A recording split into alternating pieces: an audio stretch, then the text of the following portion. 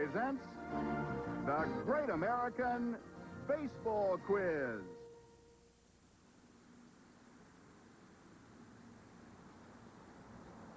Not many make it to the All-Star game their rookie year.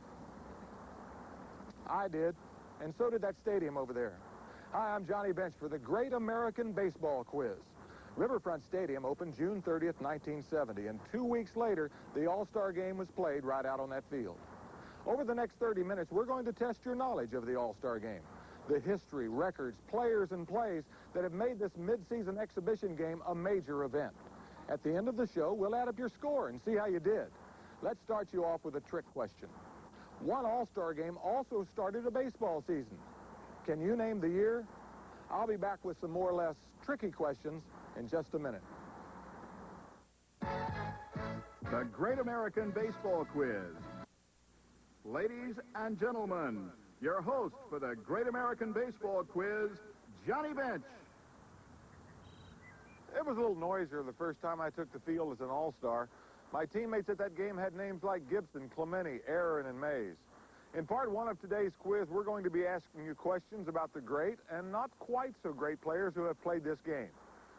Batting first, two men who had only one official All-Star at bat, but made it count. In part one of our quiz, give yourself a point if you correctly answer these questions about the All-Stars themselves. Here's question number one. Not too many people have heard of Boston Brave Max West, but West was a starter in the 1940 All-Star game. You can't quite see Max West at bat in the first inning of that game. But if you look closely, you'll get the idea. His three-run homer completed a perfect All-Star career. Injured the next inning, Max never again batted in the midseason classic. Recently, another All-Star matched Max West, hitting a home run in his only official All-Star at bat. Can you name him?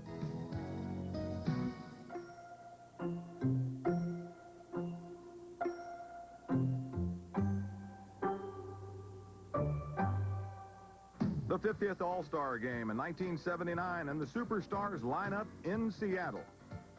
With his team down by a run in the eighth, once and future Met Lee Mazzilli pinch hits for Gary Matthews. Jim Kern waits at the mound as Mazzilli does his thing at the plate. Kern delivers. Lee connects and ties the game and Max West with this homer in his only official All-Star at bat. Mazzilli's perfect night actually gets better. With the score tied in the ninth, Mazzilli's walk from Ron Guidry forces in the winning run of a 7-6 National League triumph.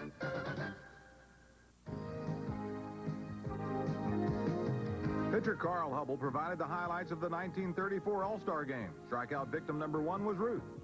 Number two, Gary. Number three, Jimmy Fox. Al Simmons and Joe Cronin completed Carl's 5 straight strikeouts.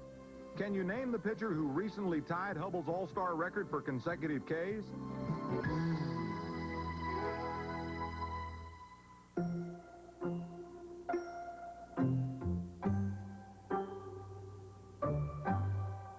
July 15th, 1986, and little does this smiling crowd of American League All-Stars realize what awaits on the field.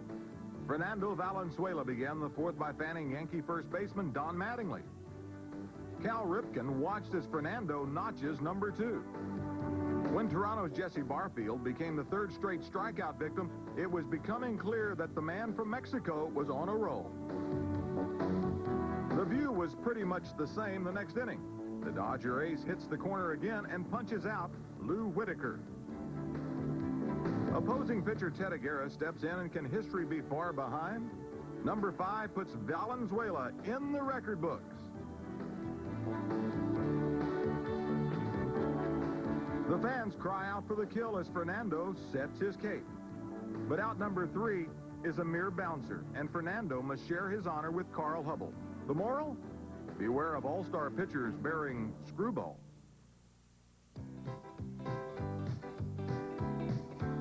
No, this isn't the starting pitcher coming in from the bullpen. It is merely the start of an all-star game, and this alien invader is just throwing out the first ball. It's an honor that rarely has to do with baseball. The all-star games are started by future presidents. others by veteran entertainers or refugees from other sports. But only one time did an active player throw out the first ball. It was in 1953, and he would bat .344 the very next year. Who was he?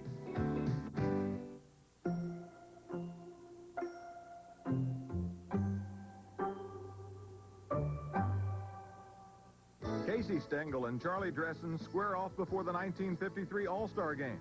On hand is Ted Williams to throw out the first ball. At the time, he was serving his country instead of the Red Sox. If you said so, score a direct hit.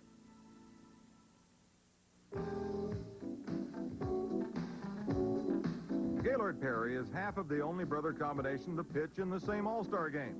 In 1970, his older brother Jim took the hill for the opposing American League.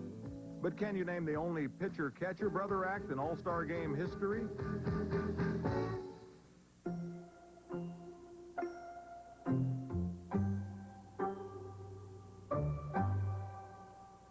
This is Walker Cooper and his brother Mort. Walker's the catcher, and Mort's the pitcher. And at the Polo Grounds on July 6, 1942, they became the first and only sibling battery mates in All-Star history. They repeated their brother act the following year, and no one's done it since.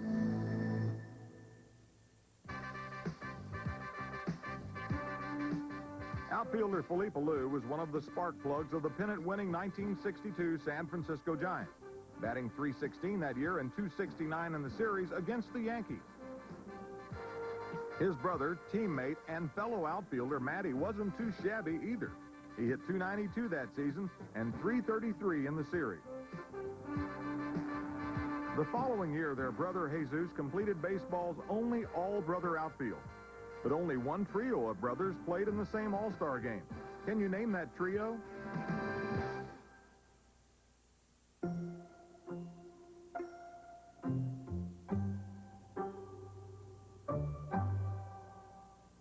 The answer is the DiMaggio brothers, Dom, Joe, and Vince, who appeared together in the 1941 mid-season extravaganza. By the way, Joltin' Joe never amounted to much as an all-star. In 11 contests, he hit just .225, including this double play.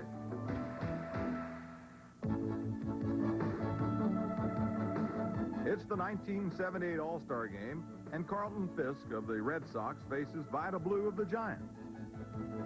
This shallow sacrifice fly is about to score a run for the American League in the person of George Brett. But in the end, it won't make any difference at all. The AL will lose this game, like every All-Star game Fisk has appeared in, 10-0. One player, though, is 10-0 as an All-Star. Name him.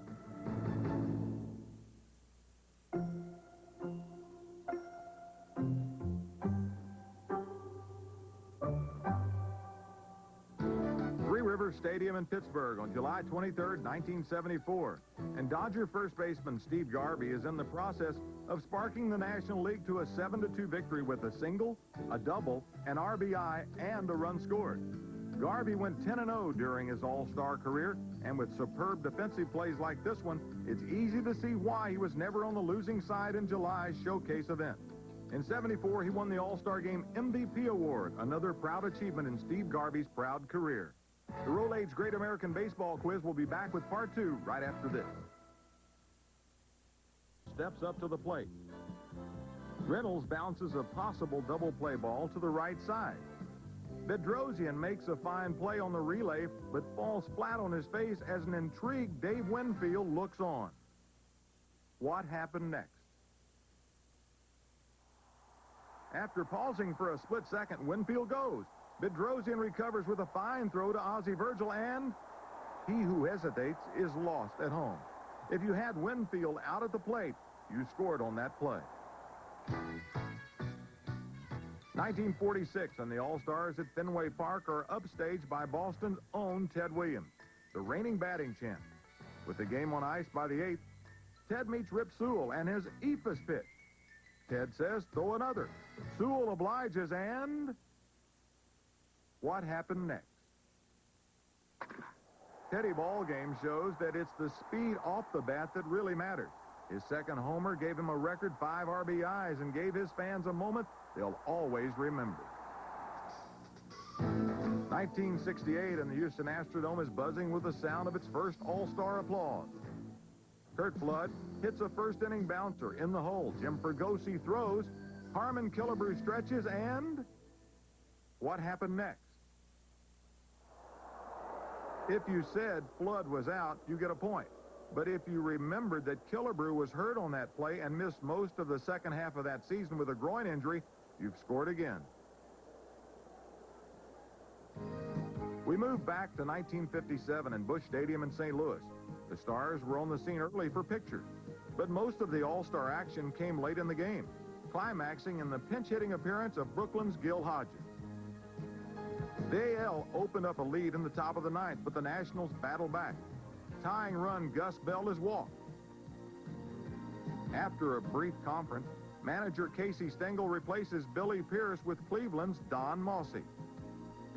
Ernie Banks greets the new pitcher with a single to left. But tying run Bell is gunned down at third by a hustling Minnie Minoso. With the tying run now on second, Casey decides to call in Yankee reliever Bob Grimm. Walter Alston counters with pinch hitter Gil Hodges. Grimm delivers. Hodges connects, and what happened next? The ball is lined hard, but Minoso catches the Hodges drive for the last out of the game. If that's the way you called it, add it to your score. 1972, and the All-Star show goes to Atlanta for the first time since the Braves moved south in '66. And the locals had plenty to cheer about. Fan favorite Henry Aaron's two-run homer put the National League on top, and they stayed on top for several innings. But in the top of the eighth, Boston Red Sox rookie Carlton Fisk singled, and the American League's tying run is on board. With Cookie Rojas coming to the plate, Montreal's Bill Stoneman holds the runner and delivers. Rojas sends it deep to left, where Billy Williams gets into position. For our final, what happened next? The ball just misses Williams' mitt, giving the American League the lead in a game they would eventually lose 4-3. But if you had a homer for Cookie Rojas, you get to smile all the way to the dugout. Why am I mentioning these things? Because both the homer and the strikeouts tied All-Star Game records. And All-Star Game records are what this part of our quiz is all about. Part 3 of our quiz deals with All-Star records, and it's your last chance to improve your record. Each right answer is 1 point. Any discussion of All-Star records has to start with Mr. Aaron and Mr. Mays. Willie leads all comers in All-Star hits, runs, and lost baseball caps. Not surprisingly, Aaron and Mays have played on the winning All-Star team a record 17 times. Can you name the Hall of Famer who holds the record for most losing All-Star appearances?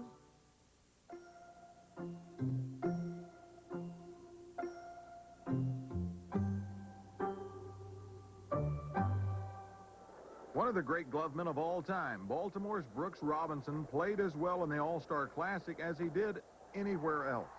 He batted .289 in his 18 All-Star appearances, including this 1967 home run off of Fergie Jenkins. But in 15 of those 18 games, Brooks' American League team came away empty, and that's a record. Most of Mickey Mantle's records are of World Series variety, but the Mick has picked up his share of All-Star hits as well. Over the course of his 16 All-Star appearances, Mantle established an American League record with 7 consecutive game hitting streaks. Can you name the man who recently tied Mantle's record?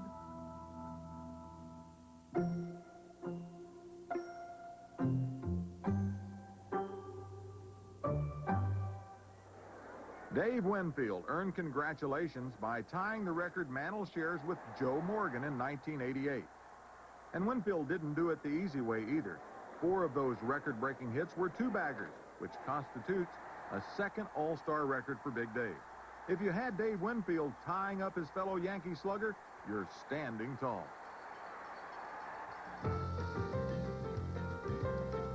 Former Cy Young winner Vida Blue and his Cy Young winning ex-teammate Catfish Hunter have had their problems in the All-Star game. Vida gave up 2 homers in 1971 and another 2 in 1975. Hunter gave up 4 of his own, tying Vida's record. Can you name the 3rd Cy Young winner who holds the record for most homers given up in one All-Star game?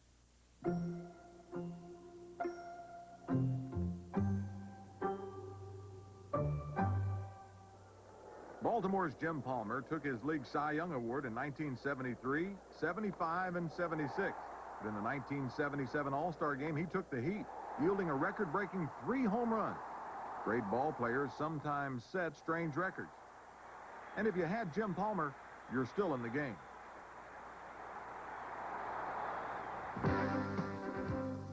Imposing is the word for sidewinding Don Drysdale, whose 19 strikeouts in 19 innings is an all-star record performance.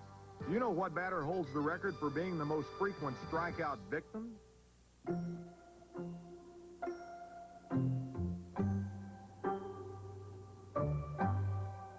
Mickey Mantle banged out 10 all-star hits in his career. Unfortunately, his 17 all-star strikeouts are what make him the record holder you're looking for.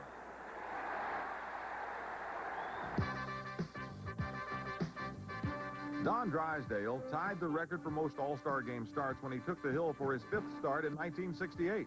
Philly ace and former whiz kid Robin Roberts tied his share of the record in 1955. And Yankee lefty Gomez recorded the first set of 5 back in 1938. But who holds the record for finishing the most All-Star games?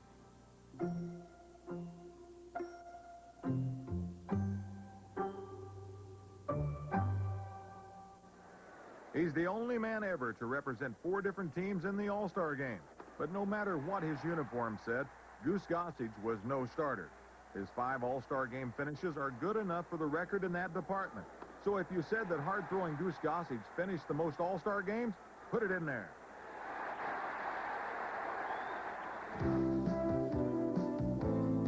When it comes to All-Star power, Stan Musial was the man. His 6 All-Star homers are a record, and so are his 40 total bases. One All-Star record Musial doesn't hold is the most runs batted in. Can you name the Hall of Famer who holds the lead in that category?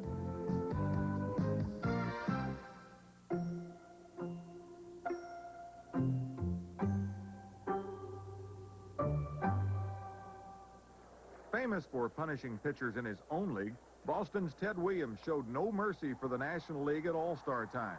His 4 homers are second only to Musial's 6. In addition to a record-tying 5 RBIs in 1946, his career total of 12 RBIs stand alone in the All-Star record book. If you had the Splendid Splinter leading the pack in runs batted in, give yourself a point.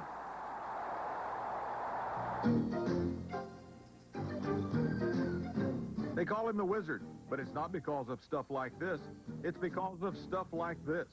All told, Ozzie Smith has been the All-Star shortstop 8 times. But can you name the slick fielder who holds the record for All-Star appearances at short?